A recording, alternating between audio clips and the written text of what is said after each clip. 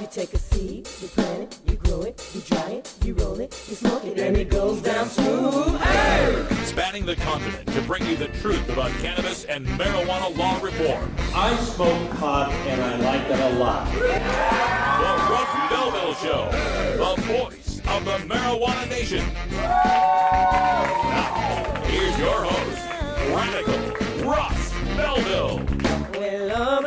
Good day, tokers and tokettes and non-toking lovers of liberty. Welcome to the show. It is Thursday, August 21st, 2014, and it's got to be 420 somewhere in the world.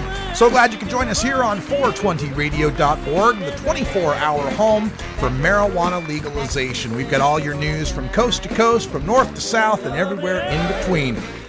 All sorts of great stuff on today's show. We are continuing to upload our highlights from the Seattle Hemp Fest, all the great speakers and activists who appeared there. And on today's show, we got two more speeches for you. We've got Adam Eidinger from Washington, D.C. He's been involved in hemp and marijuana in the D.C. area for a long, long time. We've got his speech up at Seattle Hemp Fest for you. Also, we've got Michael Kravitz, a longtime friend of the show and a regular guest from Veterans for Medical Cannabis Access. Michael Kravitz's speech will be on today's show as well. Make sure you check that out. Also on the show today, it is Thursday, and every other Thursday we do our Cops Say Legalized Drugs segment. And on today's show, we've got a visit from a guest who's been here a couple times on the show. Terry Nelson, one of the leaders of law enforcement against prohibition, is going to explain to us why cops say legalized drugs. We're also going to get his opinion on the use of police deadly force, as that's been in the news a lot lately concerning the events in Ferguson, Missouri.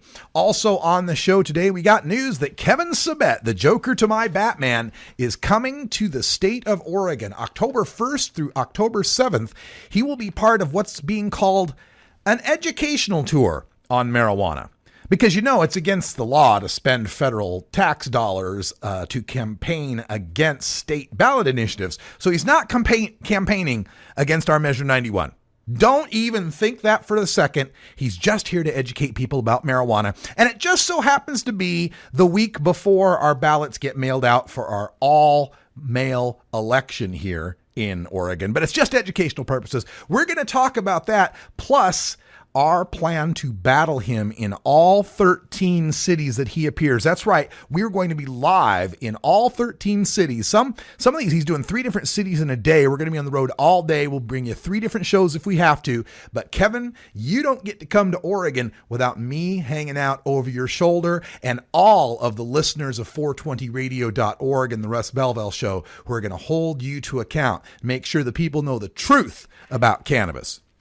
Also coming up on the show today, in hour 2, we're going to go back to the Tacoma Dome, where we have got vendor interviews. Our good friend Zane from the Big Island went around to various vendors at the world's largest business-to-business cannabis conference and got some interviews from them. So we're going to hear from Alpha Chronic Seeds, Aquarius Cannabis, Bolden and Lawson, Chiba Chews, Vapor Tech, Cloverton Security, Crazy Good Dirt, Dope Magazine, Grass is Always Greener, Grassroots California, HQ Packaging, Magical Butter, MJBA, Online Marijuana Design, Farm Pods, and more. So stay tuned for that in hour 2 if you want to get the business-to-business aspect. Really quick, short interviews, and you can learn a lot about a lot of different products and services in the cannabis community. Also, it's time for our daily Toker tunes, so we'll have Chuck Diesel calling up a little bit later. He's got some music for us today from Cypress Hill. We love Cypress Hill on the show, so we can't wait for that. Also, in studio today, Big Daddy Fink will be with us a little bit later, and we will be doing a live Big Daddy Fink Funky Roller Rink tonight at 8 p.m. So get ready to funk, because we're going to have some live funk for you tonight at 8 o'clock. We're back with the 420 Radio News right after this.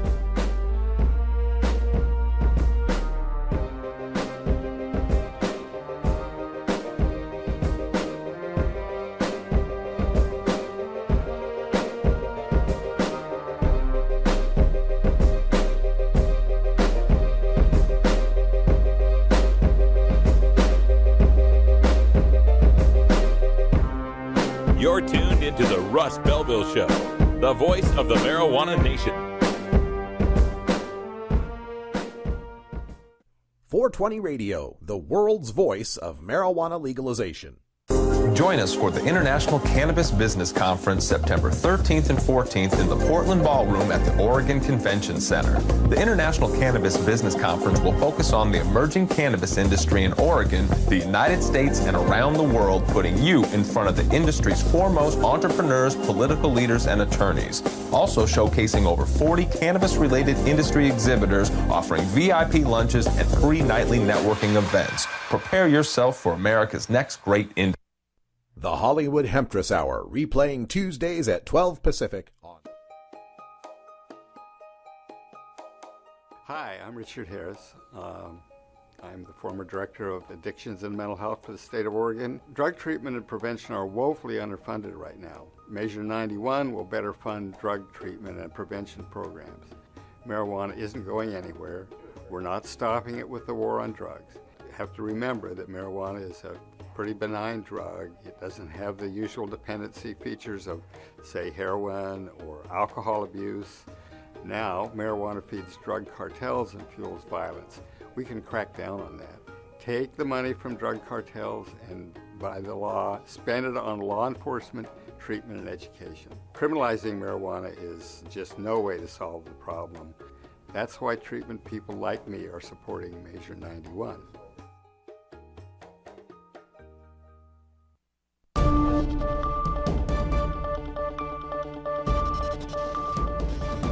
It's time for the 420 Radio News, covering the latest headlines in consumer cannabis, medical marijuana, and industrial hemp.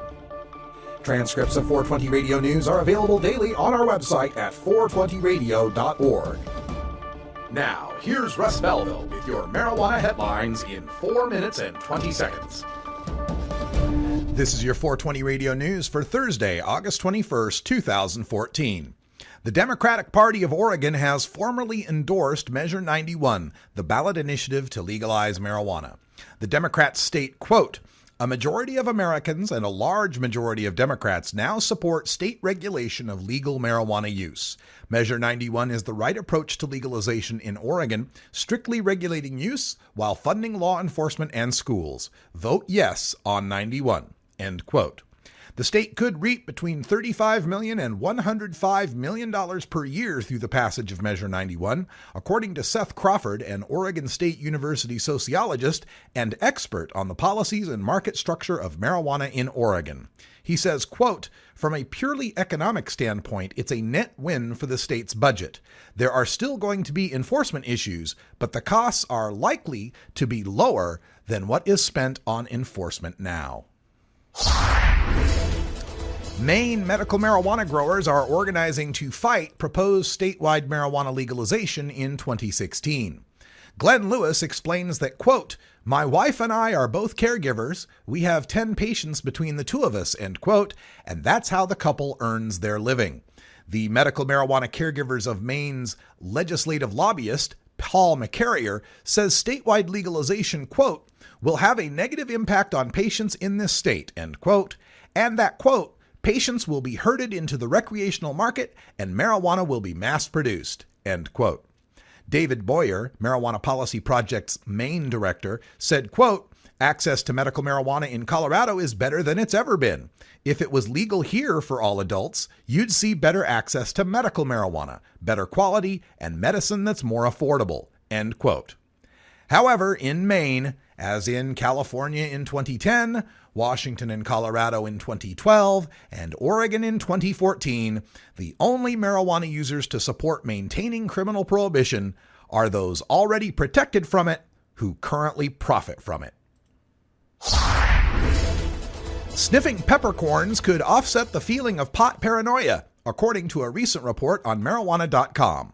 There have been anecdotal reports by patients in Canada that chewing or sniffing peppercorn seems to relieve paranoia, an effect researcher Ethan Russo suggests could be the result of terpenes found in pepper. Micrine and alpha-pinene, as well as the terpenoid caryophyllene, are found in pepper and cannabis. Micrine is an analgesic and anti-inflammatory, pinene is a bronchodilator, and beta-caryophyllene helps dementia, anxiety, and depression.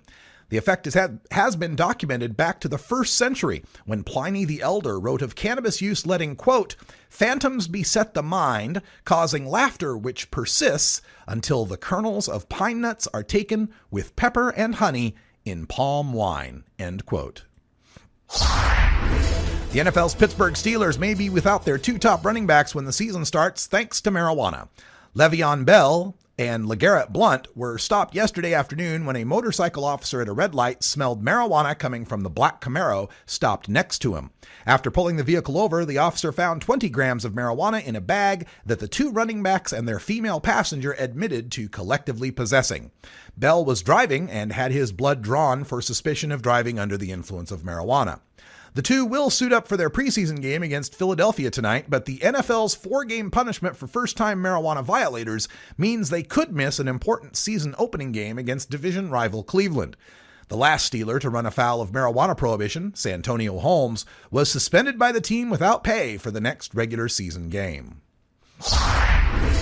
Democratic candidates for governor in Massachusetts sounded off about the legalization of marijuana on Wednesday. Martha Coakley, the attorney general leading widely in the polls, was non-committal on whether Massachusetts should legalize pot, saying, quote, I know the issue is coming, end quote, but deferring any official stance until she evaluates how legalization in Colorado and Washington has worked out. Outsider Don Berwick was similarly without opinion on legalization, and only State Treasurer Steve Grossman was willing to say he was open to full legalization. This has been your 420 Radio News for Thursday, August 21st, 2014. You can get 420 Radio on the go with our Shoutcast stream for all internet-enabled media players. Go to rad-r.us/420shout or just click the Shoutcast icon below the live radio feed at 420radio.org. The International Cannabis Business Conference takes place September 13th and 14th at the Portland Ballroom in the Oregon Convention Center in Portland, Oregon. Featured speakers include Oregon Senator Floyd Przansky, U.S. Congressman Earl Blumenauer, Daily Dish blogger Andrew Sullivan, author Doug Fine, and Harborside CEO Steve D'Angelo. To learn more, visit our website at internationalc.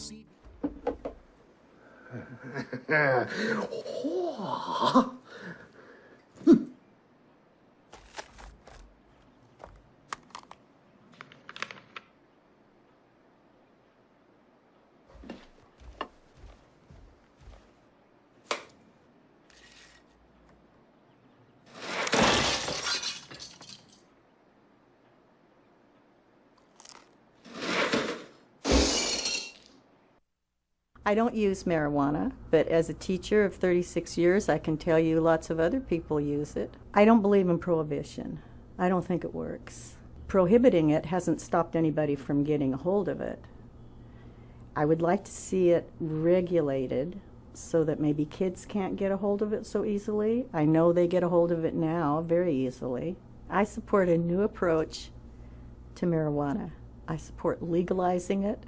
It's with us. It's not going to go away. And if we can get money through the taxation, we can also educate our kids about it. That's why I support it.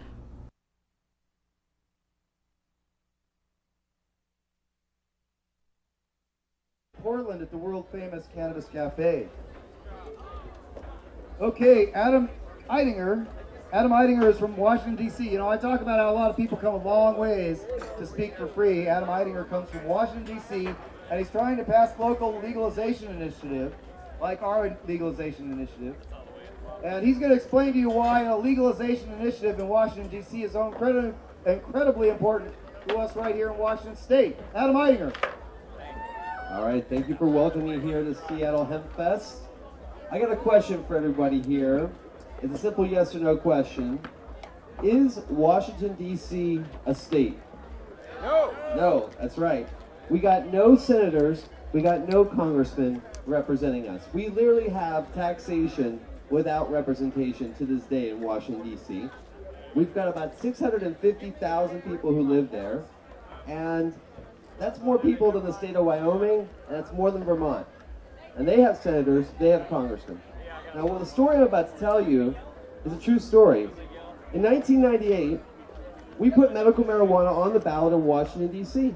I was just cutting my teeth on marijuana activism. I just my first campaign I'd ever worked on. And it got on the ballot, which was a real struggle to get it on the ballot, with very little funding. And the voters approved it by 67%. But we didn't know that on the day after the election. We knew who the mayor was, we knew who the city council members were, but Congress told the local elections board to not count the votes. And for almost a year, it had to be litigated, till finally a high court said, no, count the votes and release the information. And it turns out it passed with overwhelming support. So in 1996, when medical marijuana was approved by the voters in California, just 2 years later, in our own capital, this country, this great country, we approved medical marijuana too. Now flash forward to this year. A group of us, longtime residents, I've lived there for 20 years, decided to put marijuana legalization on the ballot. Straightforward, home cultivation, no licensing. If you have up to 12 plants in a house, it is completely legal as long as you're an adult. Just like, you know, that's straightforward. We don't even talk about tax and regulate. We're talking about the rights of every American to grow this plant at home. And if you take away that right in any way, shape, or form, you're going to get monopolies. You're going to get corporate price fixing. Okay? You're going to get corrupt government officials trying to take their cut. Okay? We have to enshrine home cultivation. So we're putting it on the ballot. And we don't, lo and behold, we don't get a lot of national support from groups because they're like, hey, you know, this doesn't really make any money for any big businesses. We're like, yeah, because this is about democracy. So now we got it on the ballot, and lo and behold, there are congressmen who are saying that they will overturn the vote if it passes again, all these years later. But now we're talking about legalization of medical marijuana. So this story is going to have a different ending. We're not going to have to wait 12 years to finally get a medical marijuana program like we just did in D.C. We're going to get legalization next year in Washington, D.C. Okay, mark my words, folks. Election night this November, you're going to hear that the people of Washington, D.C. have actually counted the votes and overwhelmingly have approved legalization of marijuana for personal use. Isn't that a good thing? Yeah. You think it's a good thing? I think it's a good thing. I think it's long overdue. And what's going to happen next? Well, every time, I almost sounded Italian. What's going to happen next? Okay, so after you make a law in D.C., it goes to Congress actually for final approval. Remember I told you about how we're not a state? And they got 60 days to stop the law from taking effect, or they can let it take effect, or they can write a new law. And we think they're probably going to end up writing a new law. But that new law, if they say that marijuana is legal in D.C. under these conditions, they can't say it's just for Washington, D.C., but all other 50 states don't get that same law. They can't say that. That's not right. That's not morally right. That's not going to fly politically. If it's going to be legal in the nation's capital to sell marijuana to tourists when they visit, then it ought to be legal in any state where people want to sell marijuana, right? So this is actually really important. And especially because we have about 25 states now that have some kind of marijuana reform law on the books. And it's a tipping point, you know, you've got those chips on the scales and you keep adding them until finally it drops. DC is the last chip. You just drop that on there and boom, it's all coming down like a house of cards. So this is an exciting time. It feels like we did so much here in Washington State and Colorado. We're about to make legalization a reality in Alaska. Oregon is on deck. You got Florida doing medical marijuana. Wow, it's exciting. It's going to be a big election night. You got Democrats putting marijuana on the ballot in some states just to get turnout up because they think it's going to get the young voters to come out. So I want to show of hands. I'm probably running out of time here. So I want to show of hands. How many people here plan on voting, no matter where you live, in the next election? Come on, show your hands. There's nothing to be ashamed of. I know a lot of people are anti-government, and they really hate the government. And, you know, there's good reasons to hate the government. I've been to jail. I've been to jail 16 times, actually. Okay? And you really want to hate the government after you've been to jail. But, you know what? We are the government. Okay? Let's just get real for a second. When we check out and we don't participate, and we don't vote, okay, that evil government, it exists.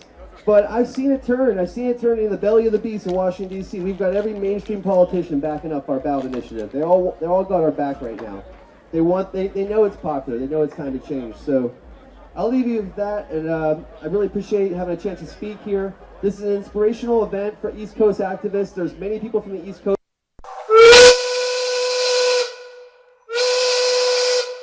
Oh, I could have smoked that pot. All right, the factory whistle has sounded. That means it's 4:20 in America's cannabis capital of Denver, Colorado, and all throughout the Mountain Time Zone, where I was born in beautiful Nampa, Idaho. So my biological clock tells me that it's time for a safety meeting. We'll be back with Michael Kravitz at Seattle Hemp Fest and Veterans for Medical Cannabis Access after this. You can get 420 Radio on the go with the TuneIn Radio app for all mobile platforms. Go to rad-r.us/420tunein or just click the TuneIn Radio icon below the live radio feed on 420radio.org. At Herbie's Cannabis Seeds, we pride ourselves on bringing you the best quality seeds from the world's most respected cannabis seed producers, all at the lowest online prices. You can find Herbie's Seeds at herbiesheadshop.com. All cannabis seeds are sold as souvenirs and as a means of preserving cannabis genetics. Herbie's Seeds in no way intends to condone, promote, or incite the use of illegal or controlled substances. We strongly urge all prospective customers to check their national laws prior to placing an order. Herbie's Seeds at herbiesheadshop.com. Proud sponsors of the Russ Belville Show and 420 Radio. 420radio.org presents Gordon Green's Music Planet from Barcelona, Spain. Gordon Green has been traveling the world for more than 20 years, discovering and collecting great music along the way. His mix of eclectic sounds from around the globe prove that you don't have to understand the words to enjoy the music. Check out the show every Wednesday at 8 p.m. Pacific Time with replays Wednesday at 5 and 8 Pacific on 420radio.org. Are you a hypocrite? If you live a closeted cannabis lifestyle, you are. Read about 7 people living a closeted cannabis lifestyle who are on the verge of coming out in The Hypocrites by Mara K. Eaton. Available at areyouahypocrite.net. You can purchase the book on Amazon and Barnes & Noble, also available on iTunes. Check out Mara K. Eaton on Facebook as well. Learn more at areyouahypocrite.net. Yeah, Doug Fine. An amazing, powerful speaker. However, I'm on the speakers committee, and I introduce a lot of speakers. And, some of them I'm like, okay, they came, and some of them I'm really excited about. This year, I think the most exciting speaker I have is the one that I'm about to introduce right now. Right now, we're going to have Michael Krawitz. He is the executive director of Veterans for Medical Cannabis Access. The reason why I'm so excited is because he is working to get the Veterans Administration to approve of medical cannabis for PTSD. If he can get that federal administration to approve of cannabis, then that is the linchpin that will make the federal government have to admit that we have to reschedule medical cannabis as a medicine and no longer as a Schedule I drug. Is that exciting or what? Yeah! That's the federal level, folks. That's what we've been working for. Let's really hear it from Michael Krawitz.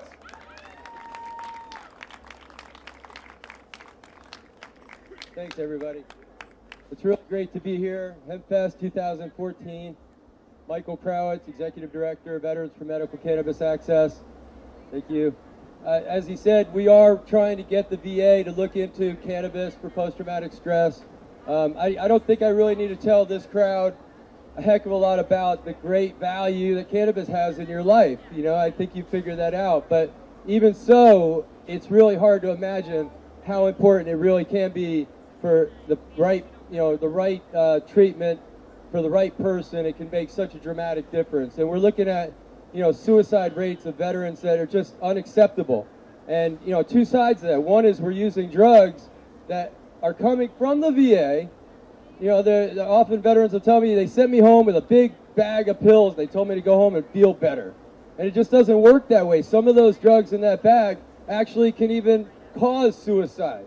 It's not a good picture. So if we could reduce the amount of those drugs that we're taking, and at the same time add a treatment that really works, that really helps, that really can give you a benefit, that who knows, maybe that can also lower that suicide rate a little bit. It's not like, children with epilepsy where you see the seizure immediately go away. It's a little hard to put your finger on a suicide not happening. But I can assure you it's worth the effort, And I can assure you that people like me and the cohorts that I've come to call them the kind of cannabis special forces, we're out there working really hard, and we're not going to give up till we get that done. So, thank you. You know, this is Peter McWilliams' stage, and just recently I was looking at some video of Peter McWilliams, and I just want to say a couple of things about that. You know, the guy was such a phenomenal, like, inspiration to so many people. He had so much life in him and just so much joy. And I think, you know, I'm just guessing, but I think that was his thing. I mean, that's what really people bought his books about. There was a best-selling author.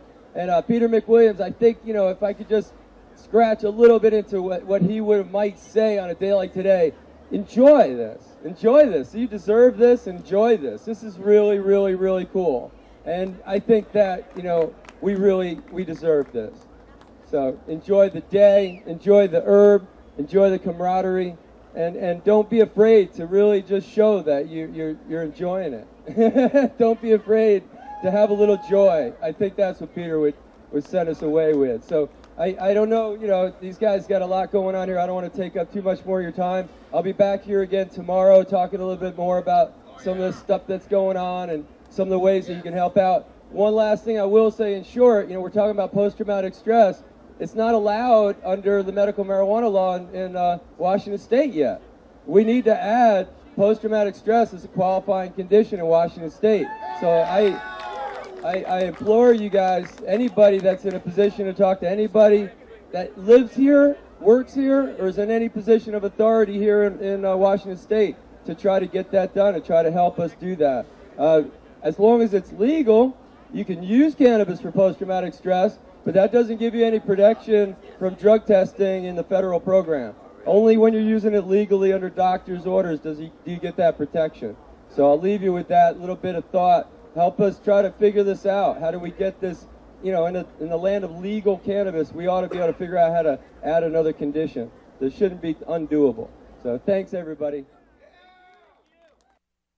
You can get 420 Radio on the go with the Ustream video app for Android and iPhone. Go to rad-r.us/420Ustream or just click the Ustream app icon for Android or iPhone below the live radio feed at 420radio.org. You know Herb Thrasher from the Herb Thrasher Flower Hour. Now get ready for Herb Age Designs for the proud cannabis consumer. Herb Age Designs, lifestyle gear for the 420 friendly. Herb Age Designs, we've got Frisbee golf discs and durable hemp gear. Herb Age Designs, we've got shot glasses, drinking glasses, coffee mugs, and beer cozies. Check us out on Facebook and online at herbagedesigns.com and follow Herb Age and Herb Thrasher.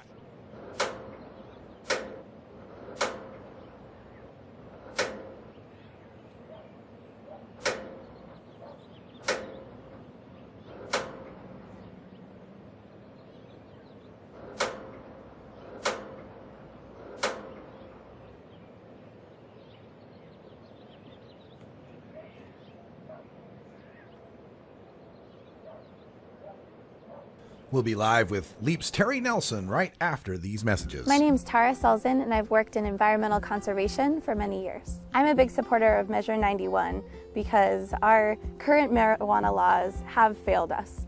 We have the opportunity this fall to vote to support legalizing, taxing, and regulating marijuana in Oregon. There are many obvious reasons for reforming marijuana here in Oregon.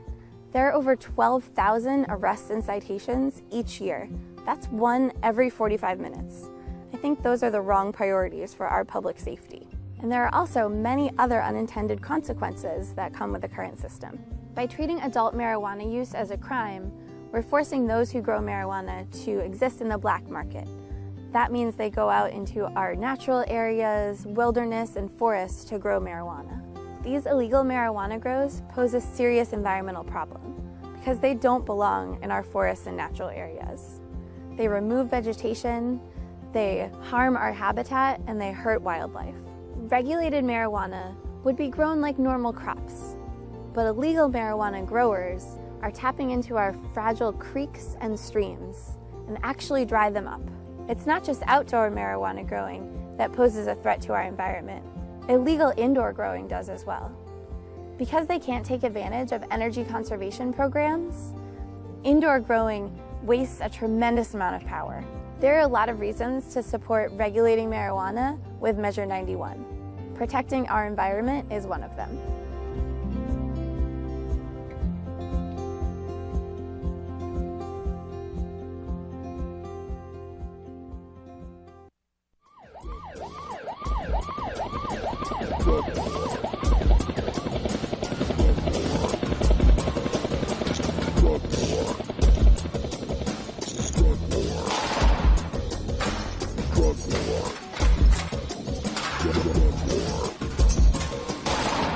One of the most disturbing elements of the Prohibition War is how it's made police the enemy of otherwise law-abiding cannabis consumers. Fortunately, one group of police officers knows the futility of prohibition and reaches out to educate the community and current law enforcement.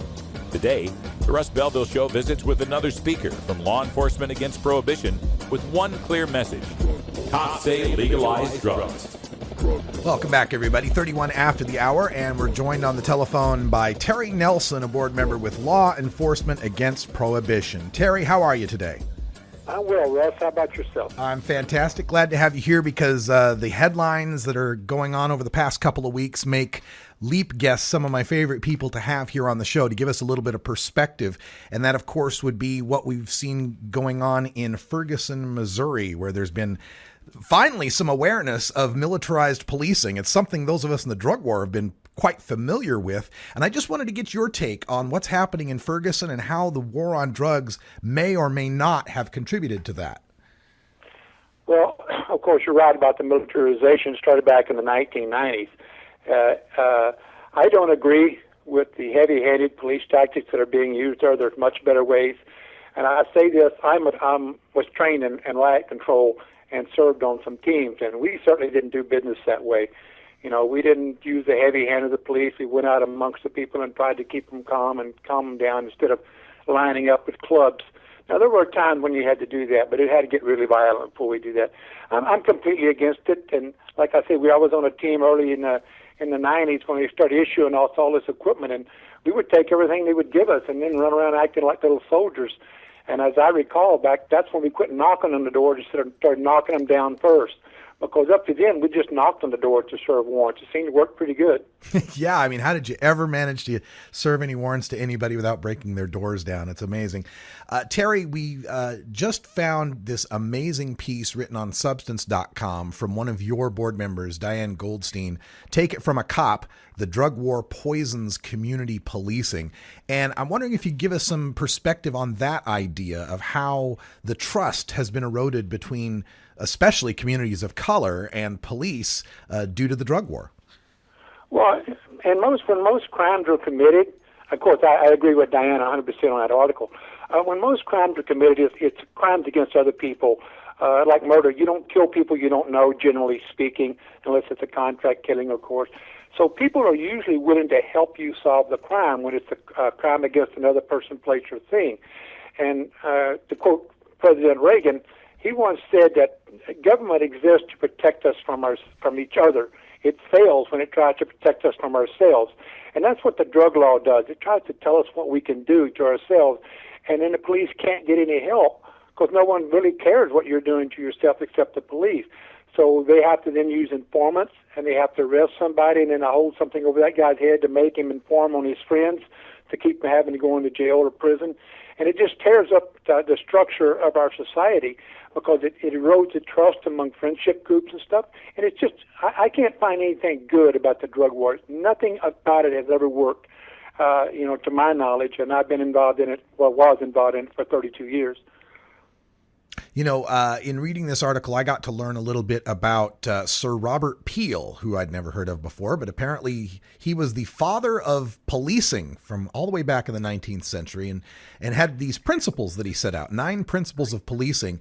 And here's one of them, quote, "The power of the police to fulfill their functions and duties is dependent on public approval of their existence, actions, and behavior, and on their ability to secure and maintain public respect," end quote. So with public support of the drug war hovering in the single digits, like 7% last time I looked, how is it that police are able to maintain this overwhelming support on their side for the drug war? They make a lot of money out of it. I mean, that's in a nutshell, it's a money-making machine. You know, you arrest somebody at 3 o'clock this afternoon, or, well, let's make it a little later because you work at evening shift at 10 o'clock at night. The next day you go in to court and you testify, you know, about the preliminary hearing about this guy, and you get 3 hours of overtime. So it's a money-making machine for the cops. And, of course, what they can steal from you, theft by badge, taking your property and stuff without benefit of your day in court, it's all a money-making machine. There are some police agencies making, you know, hundreds of thousands of dollars a year off of seizing people's property, or basically stealing it from them, and it's wrong. So Sir Robert Peel had it right, because the ability of the police to perform their duties depends entirely upon the public approval of police actions, and that's true. And I think that our police nowadays have forgotten who they're supposed to work for. I think they believe they work for their sergeant or their captain instead of the people that they're policing, because they police us with our consent. We can change that through law, of course. I'm not talking civil disobedience, through the law, to make them become what they're supposed to be again. Work on the city councils, work on the county commissioners that allow this stuff to happen, that hire these police chiefs that permit their officers to police in this manner. And we can fix it. It's not that big a fix if we just, you know, settle down and do it. Yeah, we would love to see that happen. We're speaking with Terry Nelson from Law Enforcement Against Prohibition, and he's one of many speakers that are working with law enforcement prohibition, law enforcement professionals, cops, prison guards, prosecuting attorneys, and many others who will speak. They'll come to your local area and they will speak to your club or organization and give you their perspective from the front lines on the drug war. Check out leap.cc to learn more about that. Now, Terry, with respect to this law enforcement trust, there's another shooting that went down in St. Louis, and this time we were told that police had to gun him down because he was crazed and holding a knife over his head and was 3 to 4 feet away from the cops. I just saw the cell phone video that was released that showed this guy had his arms down and was 15 feet away. How hard is it going to be to get the police trust on reforming the drug war when we can't even get them to accurately portray what's going on in officer-involved shootings? And would you recommend maybe the use of body cameras or something to help document this stuff? Well, I think that's probably what we're going to have to end up doing, because there's just way too much of this anymore. I was talking to a friend yesterday about it, and I had, in the course of my career, probably 15, 20 times that I could have shot someone that I didn't. I mean, coming at me with a knife or a 2x4 or a big tree branch, you know, any of these things. And I didn't do it because I didn't have to. You know, I used officer presence, and I stayed away from the guy long enough where I could talk him down, or, you know, get a chance to put in a quick punch and take him down and then jump on him and you know, cuff him up. But I only had to shoot one person in my career, and that guy was shooting at me first. So you can do it, but shoot someone like, if the videotape, and I'm very reluctant to jump in on these videotapes because you really can't see enough, but the guy was quite a ways from him when they shot him, and it wasn't necessary. There's 2 of them, 1 of him.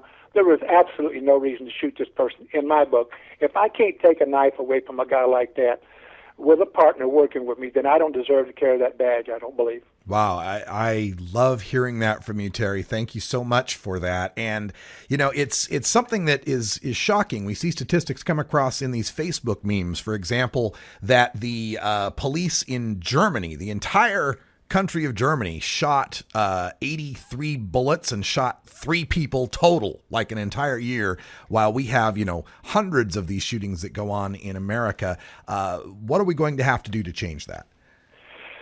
Well, we're doing one of the things that has to be done now is we're shining the light on it. I heard some politicians, 2 senators specifically, speak about the militarization of our police. We just have to change that mindset. And it's going to start with hiring the police chiefs, electing the sheriffs, and replacing the current training officers in these academies, because they're training people the wrong way. Like I say, we spent too many years in self-defense classes learning how to disarm people and shoot with the last resort. And in my training academies, if you shot when you weren't supposed to, if your life wasn't threatened in a no-shoot environment, you didn't get hired. That was the last test you took. And if you failed it, you went home, because we just didn't allow it. You can't do that to people, especially sick people. I was just reading earlier some kid with a colostomy bag. Some police beat him up because he had a bulge in his pants, and he wouldn't tell them what it was. He was a boy that had some mental issues. But, that's just, you hear these stories, and I'm sure I hope that it's rare events, but just through social media we're seeing so much more of it. But any of it's too much in my book. I believe in policing with the people, not against them. All right. And shifting gears a little bit to changing the atmosphere in which police have to work here in Oregon, as well as in Alaska and Washington, D.C., there are initiatives to legalize marijuana. We saw the violent crime stats go down in Colorado following their legalization. And yet we've got the Oregon Sheriff's Association, the prosecuting attorneys, and it looks as though they're going to be spending some federal taxpayer money basically campaigning against the legalization measure. Now, we've mentioned it's a money-making tool for them, but legally speaking, is what they're doing something they can do? Can cops campaign against initiative measures? Well, I don't know. I don't think they should be able to, but as far as the drugs are and the federal money, that's the law. The law says you have to do it. And it's House Bill 11225, and I believe you've seen it before. It calls for to take such action as necessary to oppose any attempt to legalize the use of this substance in any form. So the law on the book says that the drug czar has to oppose it, and he has to expend funds to oppose it. So what they're doing on that side is legal and by the law. How aggressive they are with it is yet to be seen. But as far as the local police, I don't think they're supposed to be involved in politics at all. I think they can go in and give testimony to the city council, about this if they ask them, but to be on the streets in uniform, shouldn't be doing it. Now, if you're out of uniform and you want to go out, you have just as much rights as anybody else then. But I just don't see how it's helping us. And pointing to Colorado, actually the high school student use went down 2%. Now, that's not a trend yet. It's only 7-8 months. But everything they've told us is not happening. So how can you still support it? Unless you're just making so much money off of it, and the pharmaceutical companies are just can't stand the thought that they might not be able to sell as much OxyContin next year because people might self-medicate or use cannabis as a sleep aid. Good points. Terry Nelson from Law Enforcement Against Prohibition. The website is leap.cc. You can follow him on Twitter at Cops Say Legalize, and it's a great organization. I encourage everyone to support him. Terry, thanks for joining us again. Can't wait to see you next time. Thank you, Russ. Have a good one. All right, you too. When we come back, we've got the anti-drug PSA of the day, followed by a radical rant. The Joker is on his way to Gotham, and Batman stands at the ready. Kevin Sabet coming to Oregon.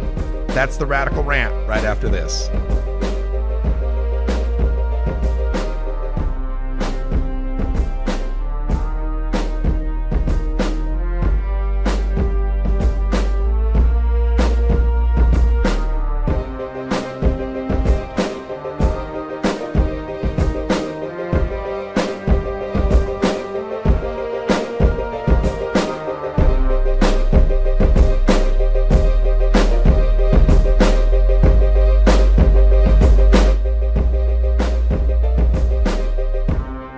You're tuned into the Russ Belville Show, the voice of the marijuana nation.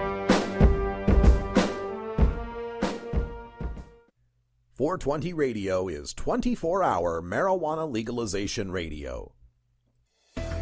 At Royal Queen Seeds, we've got premium feminized cannabis seeds, including auto-flowering varieties for the medical cannabis user. We've got bulk shipments available and new CBD oil. Plus, we accept payment in Visa, MasterCard, and Bitcoin, as well as other methods. Check out our website at royalqueenseeds.com for more information. We are located in the Netherlands, and we have online grow experts ready to help you now at royalqueenseeds.com.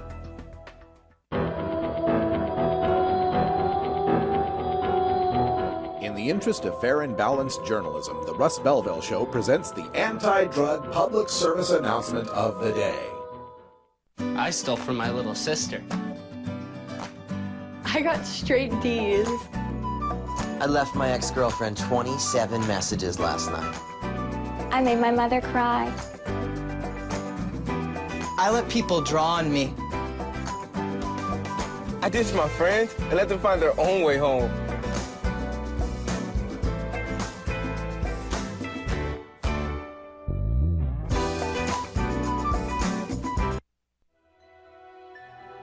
This has been the anti-drug public service announcement of the day. To cure this sort of reefer madness, listen to the Russ Belville Show every weekday on 420radio.org. I'm Radical Russ Belville, and I want to thank you for listening to 420 Radio. We couldn't survive without you and our sponsors, and I'd like you to check out one of our prime sponsors, the National Cannabis Coalition. I've been working with NCC since June of 2012, and I'm proud to be part of the team they have assembled. National Cannabis Coalition is building the partnerships with reformers, lawmakers, and industry we need to be successful. Visit the National Cannabis Coalition website at nationalcannabiscoalition.com or the easier-to-remember ncc420.com. That's where you'll get the exclusive first look at my radical rants, as well as informative articles from the nation's top cannabis pundits.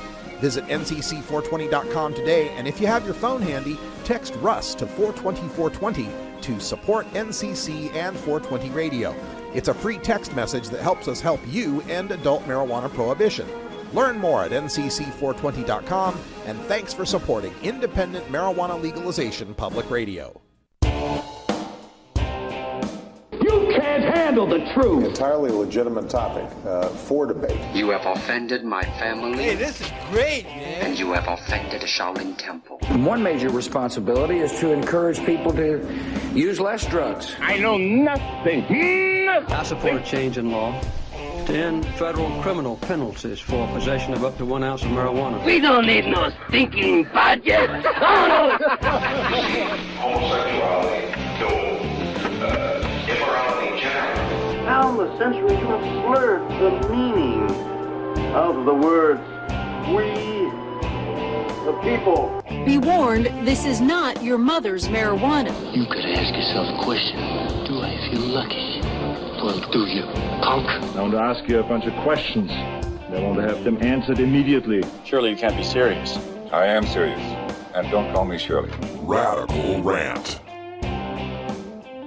Welcome back, everybody. 47 after the hour, and the big news today here in Portland, Oregon, was this announcement that I got through Willamette Week yesterday, one of our weekly papers, and also was covered in the Oregonian today, and that is that the quarterback of the anti-legalization movement, as Rolling Stone calls him, Kevin Sabet, is bringing his road show to Oregon. And it's on the taxpayer's dime, folks, using taxpayer money, federal tax money, to campaign against Measure 91, our initiative to legalize marijuana. Oh, did I say campaign against it? Oh, no. Heavens to Murgatroyd. No. Quote, these are educational events, not political events, end quote, says Kevin Sabet. They just happen to be timed the week prior to Oregon's ballot mail-out. Now, if you don't know about Oregon electoral politics, Oregon is a vote-by-mail state. It's all vote-by-mail. We don't have polling places. You get your ballot in the mail, and most people open it up and fill it out right then, and then mail it back in. Okay? So having these political events all across the state the week before the ballots are mailed out is kind of similar to standing out front of the polls on election day. Kinda. This, by the way, is all illegal. You cannot use federal tax dollars to campaign against state ballot initiatives. But golly gee, it just never occurred, quote, never occurred to Rick Treelevin, who is the organizer of the $15,000 two-day event in Madras, and half of that's being paid for by federal anti-drug tax dollars, so $7,500. It just never occurred to Rick that it would be considered somehow political to bring in anti-marijuana crusaders to tour the state. Also, by the way, that tour, half paid for by federal anti-drug tax dollars. He just never occurred to him that anyone would think it's political to bring in Kevin Sabet a week before Oregonians start to vote on marijuana legalization. Why? It's just a coincidence. Just a coincidence. Just happened to come in a week before we get our ballots for marijuana legalization. The Oregonian also spoke with Tigard's Connie Raymakers. Connie is a local anti-drug crusader in Tigard. Tigard is a suburb of Portland, Oregon. And Connie says that the event fits in well with our mission. That's a quote. The event fits in well with our mission. And what is Connie's mission? Well, it's to prevent drug and alcohol use among the youth. To prevent drug and alcohol use among the youth. So, since meth scares the hell out of every Oregon parent, in that 2-day conference, they're going to spend 80 minutes on it. Yep, 80 minutes, an hour and 20 minutes on meth in a 2-day conference. And, heroin and prescription drugs like OxyContin and Vicodin, we got a serious problem with that out here in Oregon. And I know other states have this as well. I mean, it's killing kids. So they're going to spend an hour and a half on that in the 2-day conference. An hour and a half on Oxy, Vicodin, heroin, prescription drugs, all that. Hour and a half. Oh, and let's not forget alcohol. Remember, Connie's raison d'etre is that they must prevent drug and alcohol use among the youth. It's a reason for being. Got to prevent alcohol use among the youth. And drunk driving and binge drinking take the lives of Oregon teens every year. Therefore, they're going to spend 2 hours on the subject of alcohol in the 2-day, $15,000 event, half paid for by federal tax dollars. But marijuana, the killer of 0 Oregon teens, will be covered for 8 hours, 1 day, 1 full day of the 2-day seminar in Madras, plus 2 hours in Bend, 2 hours in Salem, 2 hours in Tigard, 2 hours in Corvallis, 2 hours in Eugene, 2 hours in Roseburg, 2 hours in Grants Pass, 2 hours in Ontario, 2 hours in La Grande, 2 hours in Hood River, and 2 hours in Astoria, and an hour and a half in Clackamas. That's 10 minutes short of 5 hours on drugs and alcohol in one city versus 31 and a half hours on marijuana in 13 cities. But Connie, the Tigard anti-drug lady, says, quote, "We aren't there to sway voters," end quote. Now, Rick, the organizer out there in Madras, explains that marijuana is just, quote, "the hot topic of the moment," end quote, because of the legalization debate and the increasing availability of the drug through the medical marijuana program. That the legalization debate happens to include a statewide vote on the subject, well, that's just serendipitous. That just quinky-dink. There's nothing political about this at all. Marijuana is just a hot topic. And we want to make sure that we inform people about marijuana, this hot topic that people are talking about legalizing. But don't take that to mean that we're campaigning against legalization. You're free to vote any way you want to. If you want to vote to legalize the deadly, dangerous drug that's 6 times more addictive than the 70s and leads 1 out of 6 kids and all the bullshit they'll tell you, why, you go right ahead.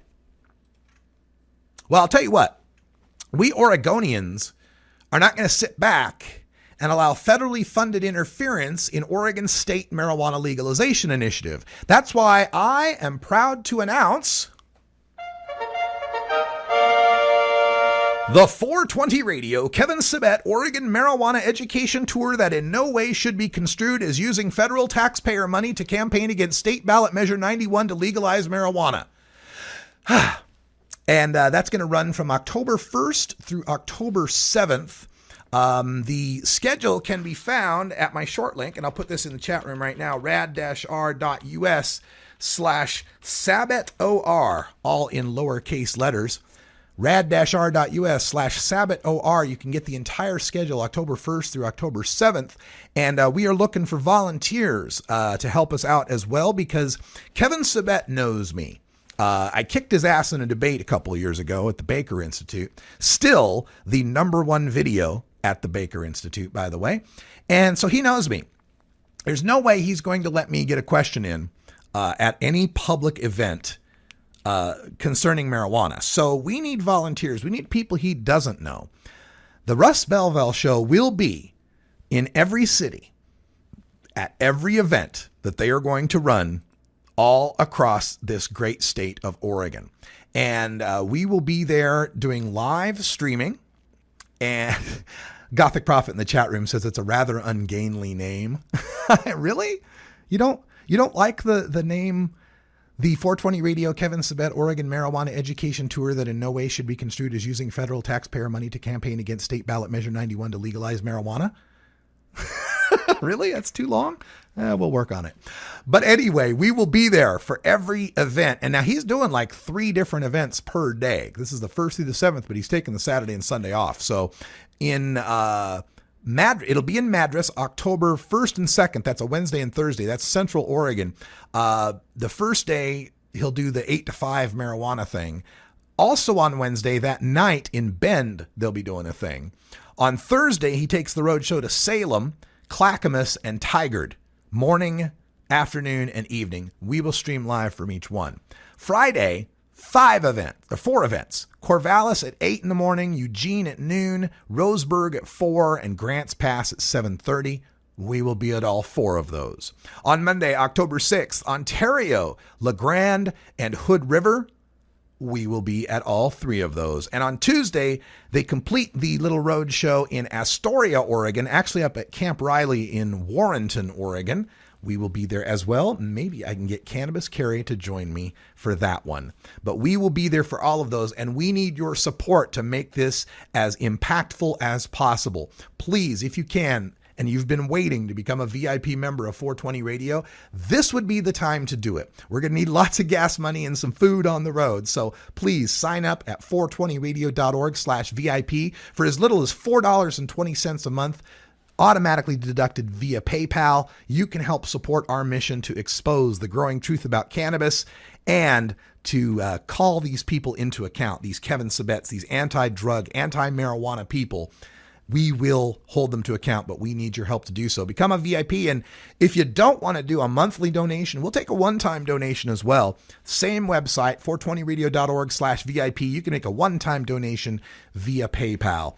Also, thanks to our listeners at 420 Radio and one very, very special donor, we will have a pro Measure 91 ballot statement submitted to the Oregon Secretary of State this week. And your voice will be heard by all the Oregon voters who get that mailed to them with their ballot. So we will have the pro argument coming up. Big thanks to our listeners for supporting that. And again, thanks always to our listeners for supporting 420radio.org and the Russ Belville Show. It's just going to get bigger and better, folks. And Kevin Sabet, if you're out there listening, I'm on your tail, pal. I'm always over your shoulder. Wherever the Joker goes, the Batman will be there. I will be sure to counter every bit of obfuscation, half-truth, distortion, and lies that you try to foist upon my fellow Oregonians. You are not going to mess this up. We are going to stand up to you. We're going to show everyone the moral entrepreneur that you really are. You shill for big rehab. You shill for big pharma. You shill for big prisons. We know who pulls your strings, and nobody believes that you're a volunteer anymore, Kevin. We know that you're using volunteer much like Bill Clinton used the word is. It depends on how you define it. And you're not fooling anyone, Kevin. We're going to be there every event. My people are going to be in the audience with hand-prepared questions by me, fresh every day, new questions at every event, questions that will force people to question exactly who the hell you are and why the hell they should be listening to you. Questions like, why should we be afraid of big tobacco when teen smoking has dropped to its lowest levels ever, despite the fact that it is available for 18-year-olds? How did that happen? And why would legalizing for 21-year-olds turn out any differently? We'll have all sorts of questions like that ready for you. We're going to plant you all throughout the audience. Kevin Sabet's going to get laughed out of this state. It's all the time we got for hour 1, but stay tuned for hour 2. We'll show you what big marijuana is. You know Kevin Sabet's fear of big marijuana? We got some big marijuana people coming up in the next hour, Kevin. Check them out. They're really, really scary people. Oh, the fear. For everyone here at 420radio.org, I'm Radical Russ. Thanks for joining us, and until next time, take care of each other, tokers. This is the Russ Belville Show. The Russ Belville Show is blogging and podcasting daily at radicalruss.com. You plant it, you You're trying